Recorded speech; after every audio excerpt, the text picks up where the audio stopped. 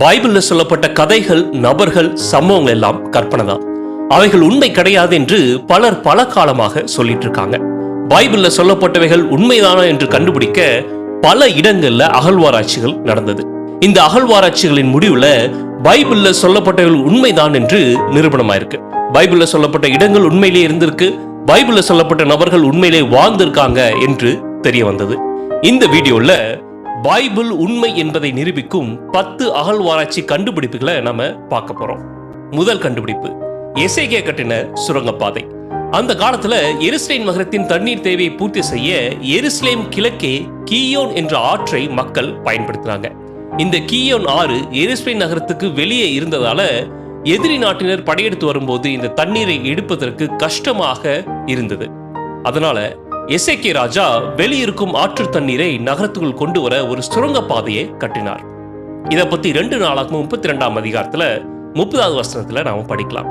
இந்த எசேக்கியா கீயோன் என்ற ஆற்றிலே அணை கட்டி அதன் தண்ணீரை மேற்கிலிருந்து தாழ தாவீது நகரத்துக்கு நேராக திருப்பினான்.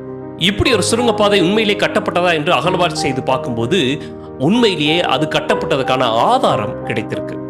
1838 எட்வர்ட் ராபின்சன் என்பவர் அகழ்வாராய்ச்சி செய்யறாரு. அகழ்வாராய்ச்சி செய்யும் போது ஒரு சுரங்க பாதையை கண்டுபிடிக்கிறார். இதனுடைய நீளம் 1750 அடியாக இருக்கு. வேதத்தில் சொன்னது போலவே இந்த சுரங்கப்பாதை இருக்கிறது. இப்ப இந்த கண்டுபிடிப்பின் மூலியமாக அந்த காலத்தில் எசேக்கியா ராஜா உண்மையிலே சுரங்கப்பாதை கட்டினார் என்பது நிரூபணமாயிருக்கு. விஞ்ஞானிகள் இந்த சுரங்கப்பாதை நீர் வேளாண்மைக்கு ஒரு முன்னோடி என்று புகழ்றாங்க. இரண்டாவது கண்டுபிடிப்பு, சீலோவாம் குளம். சீலோவாம் குளம் எசேக்கியா ராஜா காலத்துல கட்டப்பட்டது.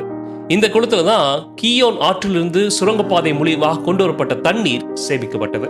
இதை பற்றி 2 ராஜாக்கள் 20வது அதிகாரத்துல 20வது வசனத்துல நாம படிக்கலாம். எசேக்கியா மற்ற வர்த்தமானங்களும் அவருடைய எல்லா வல்லமைகளும் அவன் ஒரு குளத்தையும் சகலத்தையும் உண்டாக்கியதனாலே தண்ணீர் நகரத்துக்குள் வர பண்ணினதும் யூதாவுடைய ராஜாக்கள் நாளாகமம் புஸ்தகத்தில் அல்லவோ எழுதியிருக்கிறது. இந்த சீலோவாம் குளத்தை எசேக்கியா ராஜா கட்டினார் என்று வேதம் சொல்கிறது. இப்படி ஒரு குளம் இருக்கிறதா என்று அகழ்வாராய்ச்சி செய்து பார்க்கும்போது 1880களில் இப்படி ஒரு குளத்தை கண்டுபிடிக்கிறாங்க. அது மட்டும் கிடையாது, 2004 மறுபடியும் அந்த இடத்துல அகழ்வாராய்ச்சி செய்து பார்க்கும்போது அந்த குளத்தினுடைய படிக்கட்டுகளை கண்டுபிடிக்கிறாங்க. இதிலிருந்து எசேக்கியா ராஜா ஒரு குளத்தை வெட்டினார் என்று பைபிள் சொல்லுவது உண்மைதான் என்று நிரூபணமாயிருக்கு. இன்னொரு ஆச்சரியமான தகவல் என்ன அப்படின்னா, இந்த குளத்துல தான் ஒரு குருடனை இயேசு கிறிஸ்து சுகப்படுத்துறார். மூன்றாவது கண்டுபிடிப்பு, கோரேஸ் ராஜாவின் குறிப்புகள். பெர்சியாவின் ராஜா தான் கோரேஸ். பாபிலோனை வீழ்த்தியது இவர்தான். எருசலேம் ஆலயத்தை எடுத்து கட்டுவதற்கான கட்டளை கொடுத்ததும் இவர்தான். 1879 ஹோர்மஸ்ட் ரசாம் என்பவர் இஸ்ரவேல் அகழ்வாராய்ச்சி செய்யும் போது களிமண்ணால உண்டாக்கப்பட்ட ஒரு நீள் உருளையை, அதாவது ஒரு சிலிண்டரை கண்டுபிடிக்கிறார்.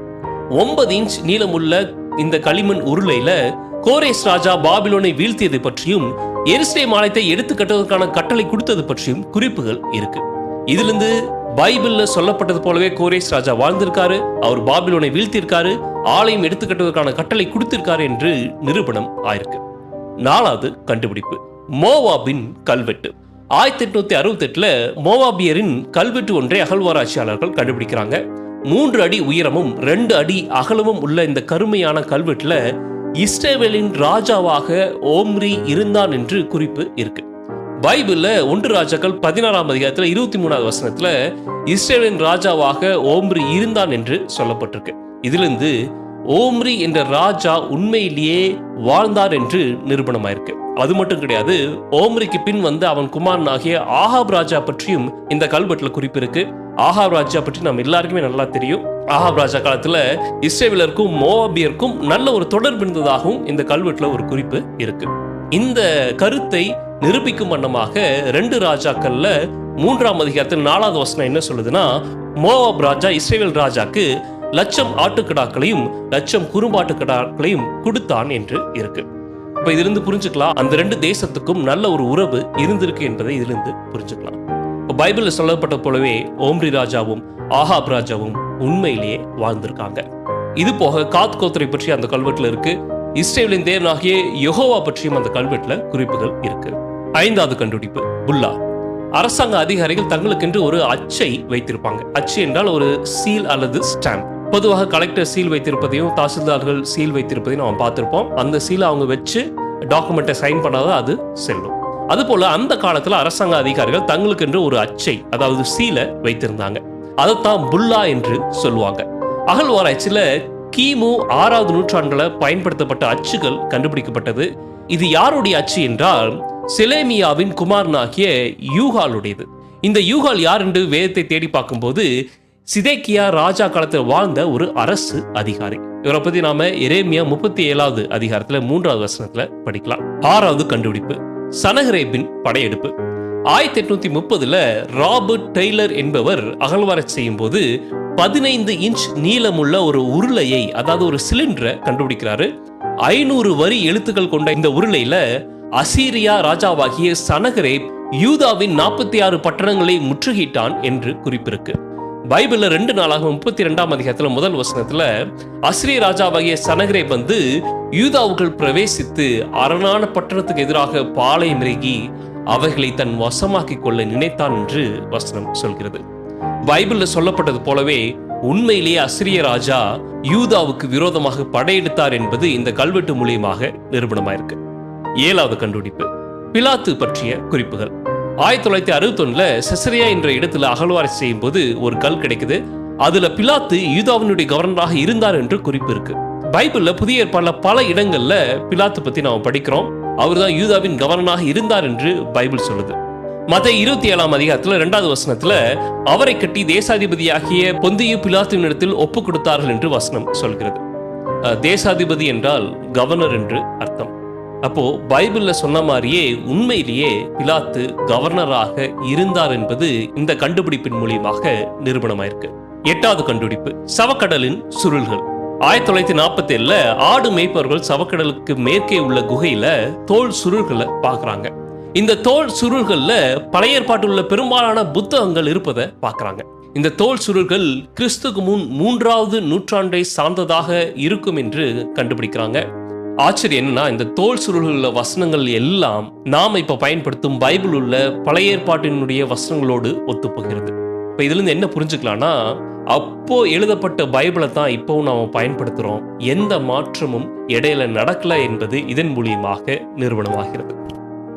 9வது கண்டுபிடிப்பு, பைபிள்ல தாவீது ராஜா பற்றி நம்ம எல்லாருமே படிச்சிருப்போம். பல வருடங்களாக தாவீது ஒரு கற்பனை கதாபாத்திரம் தான் என்று பலர் சொன்னாங்க. ஆனா 1993ல இஸ்ரவேல்ல ஆபிரகாம் பைரம் என்பவர் ஆராய்ச்சி செய்யும் போது அவருக்கு ஒரு கல் கிடைக்குது. அதுல தாவீது பற்றியும் தாவீது வம்சத்தில் வந்த ஒரு ராஜாவை பற்றியும் குறிப்பு இருக்கு.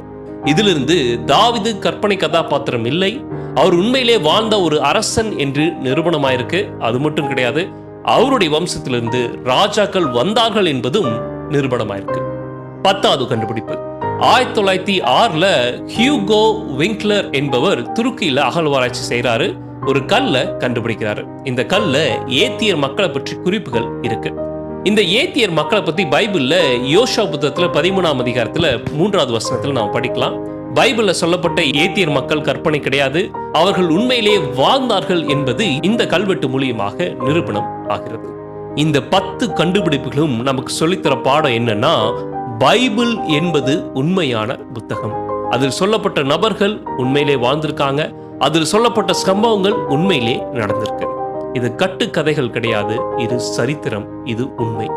அப்போ பைபிளை படிக்கும்போது நாம என்ன புரிதலோடு அதை படிக்க வேண்டும் என்றால், இது உண்மையான புத்தகம், இது தேவனிடத்திலிருந்து வந்த புத்தகம் என்ற எண்ணத்தோடு நாம் படிக்கணும். அப்படி படிக்கும்போது அதிலிருந்து தேவன் அநேக ஆச்சரியமான சத்தியங்களையும் ஆசீர்வாதங்களையும் நமக்கு கொடுப்பார்.